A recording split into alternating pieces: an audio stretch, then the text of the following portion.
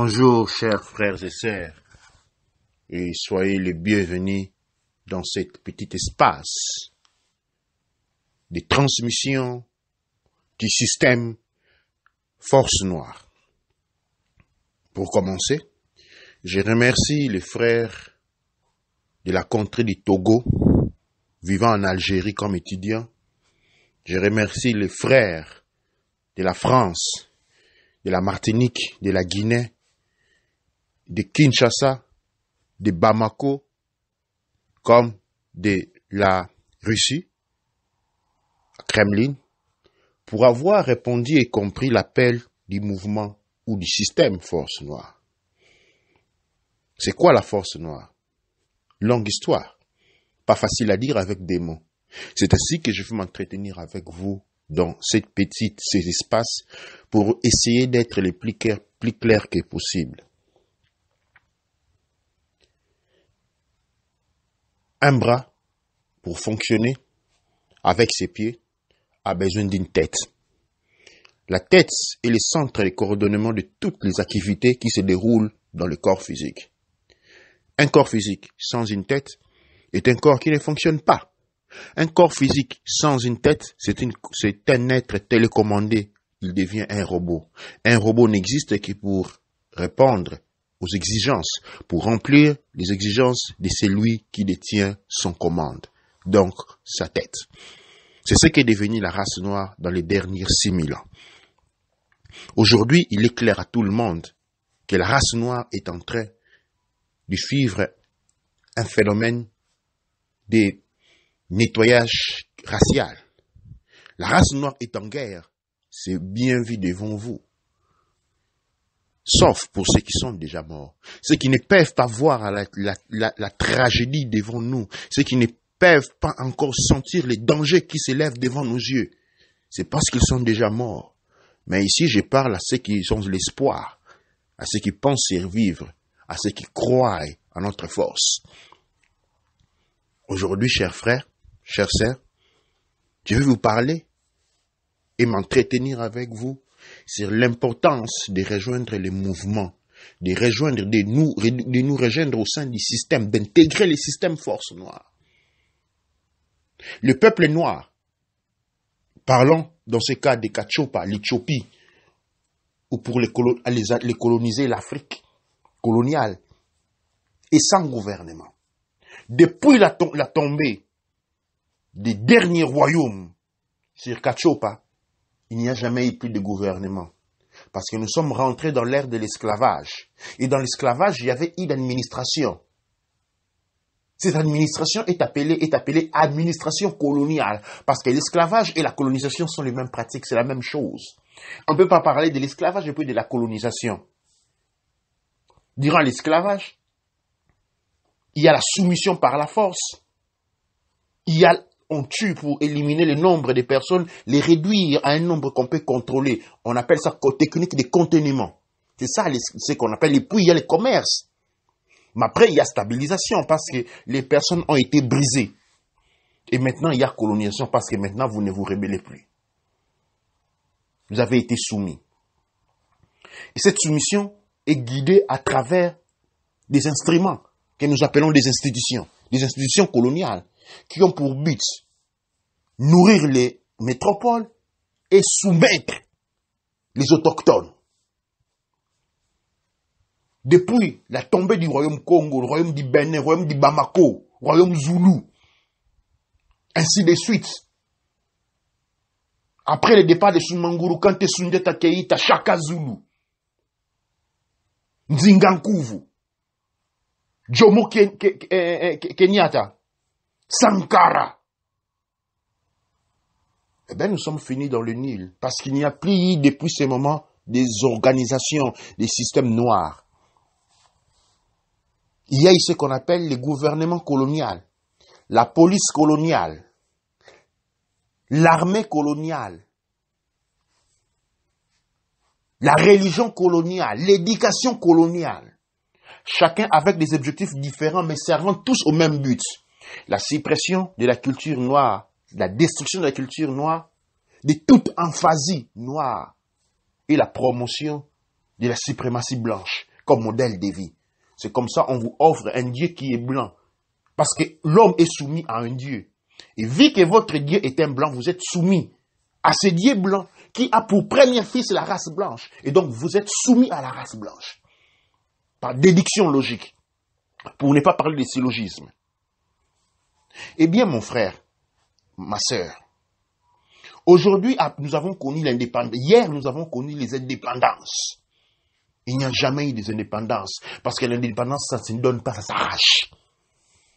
L'indépendance, ça s'arrache avec la force. Où l'ennemi est mis au coin et qu'il doit partir, rentrer chez lui. C'est ça, la libération. Une indépendance signée par des traités n'est pas une indépendance. Pensez, réfléchissez pendant un moment à nos frères et sœurs qui parlent des réparations. Mais écoutez, les Noirs ont toujours tout payé. Quand l'esclavagisme est fini, quand on a décrété qu'elle devait finir, encore, les Blancs esclavagistes devaient être dédommagés pour les dégâts qu'ils ont commis par le fait qu'ils n'ont plus de travailleurs noirs gratuits. Et ça, c'est la démocratie. C'est ça la démocratie. Encore aujourd'hui, quand vous parlez des réparations, vous avez vu la situation au Zimbabwe, où on a dû payer des réparations aux Blancs zimbabwéens pour la perte de leurs terres. On a dû leur payer des réparations. C'était automatique. Mais ça ne se parlait pas pour des Noirs. Ça ne se dit pas. Ça, c'est pourquoi la machine coloniale était présente. Les gouvernements que nous avons eus depuis la fin du Royaume Congo sont des gouvernements coloniaux. Ils ont continué à faire la continuation du travail colonial. Avant, il y avait des colons noirs. Après, avant, il y avait des colons blancs. Excusez-moi. Après, il y a eu des colons noirs. Et ceci est le point où on nous a trompés. Nous avons pensé parce qu'il y a un noir comme leader, comme il y a un noir appelé président, que nous étions libres. Non, nous étions toujours et nous sommes toujours sous la colonisation. Parce que toute décision est prise en Occident. Et quand un leader, un administrateur ne s'aligne pas, il est éliminé. Il est éliminé. Très peu de pays échappent à cette technique. Et ceux qui échappent à cette soumission de la suprématie blanche sont quand même repris au niveau de l'organisation africaine, l'OA, qui est, lui, une organisation qui réunit tous les chefs d'État africains. Mais cette organisation est soumise à la suprématie blanche, encore une fois. Et ceci entraîne la CPI et tous les contingents que nous avons connus. Il n'y a pas de police noire, africaine, togolaise, camerounaise, congolaise ou une armée congolaise. Non. Si vous voulez comprendre, discutez avec un blanc à l'arrêt.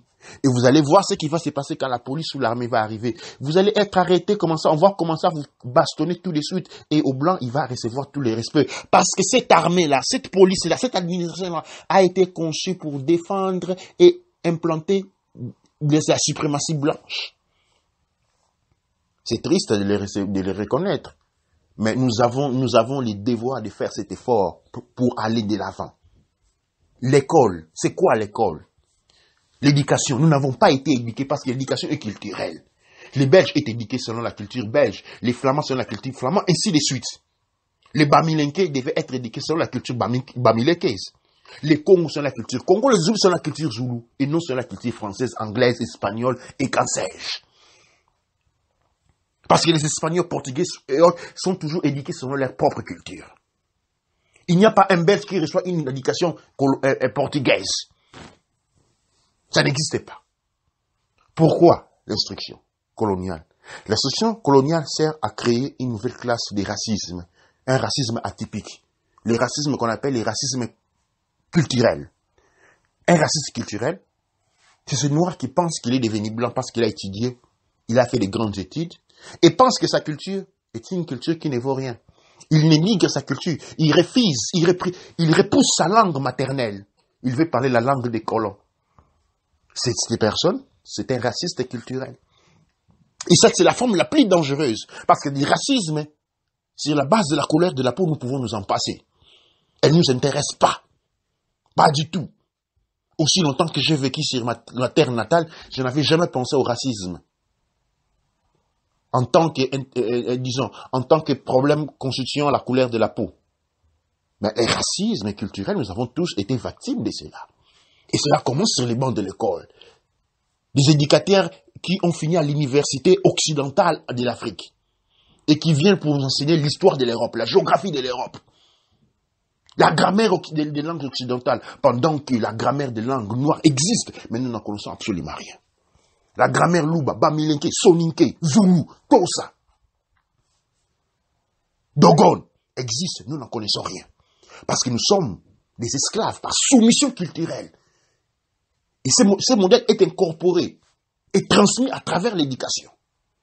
Il ne s'agit pas ici de parler la langue comme certains vont la penser. Je parle le français ou l'anglais, mais je pense en tant que Congo, je pense en tant que noir. C'est ma pensée qui délimite ma culture et non la langue dans laquelle je m'exprime. Mais pour autant, il faut signaler que la langue maternelle est la plus importante.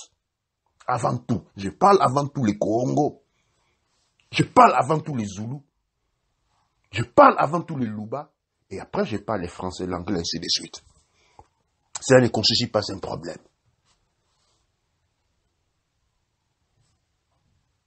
Au niveau de la religion, nous avons la même soumission.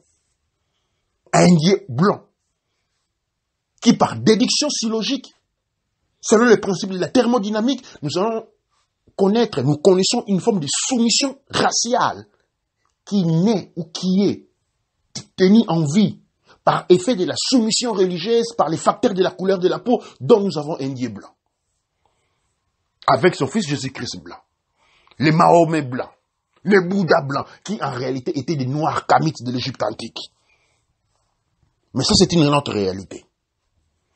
Aujourd'hui, chers frères, vous devez comprendre que nous sommes en guerre. Et quand on est en guerre, on ne dort pas. Celui qui dort est déjà mort.